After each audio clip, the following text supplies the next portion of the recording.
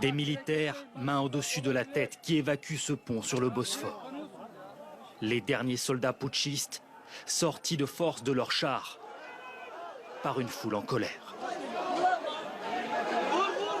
Le jour se lève sur Istanbul. La tentative de coup d'État militaire vient d'échouer. Hier soir, vers 22 h, des avions de chasse survolent Ankara, la capitale, à très basse altitude. Des hélicoptères ouvrent le feu sur certains services de sécurité qui répliquent. À Istanbul, les tanks se mêlent à la circulation.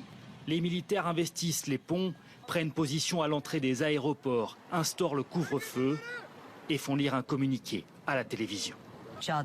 L'ordre séculaire, démocratique, social et constitutionnel sera bientôt rétabli.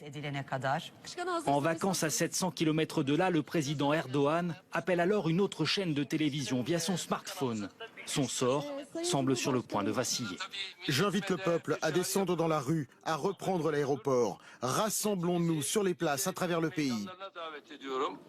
Aussitôt, les militaires putschistes investissent cette chaîne de télévision. Ils veulent faire couper l'antenne. Nos amis militaires nous demandent d'arrêter la diffusion. Qui est en régie? Trouvez-moi un technicien qui coupe l'antenne et évacue le bâtiment. Mais il est trop tard. Les partisans du président ont entendu son appel. Ils investissent la rue.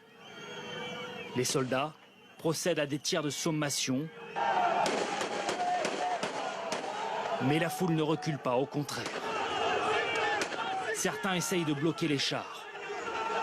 D'autres montent dessus pour les immobiliser. Du ciel, un hélicoptère ouvre le feu. Sur le Bosphore, les manifestants sont également repoussés à l'arme de guerre. Les tirs sont nourris. Il y a des morts et de nombreux blessés.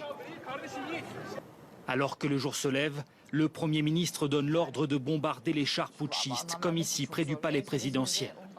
Près de 3000 militaires sont arrêtés. Au même moment, Recep Erdogan rejoint Istanbul, acclamé par ses partisans. Il vient d'échapper à un coup d'État au terme d'une nuit de violence inédite en Turquie depuis plusieurs décennies.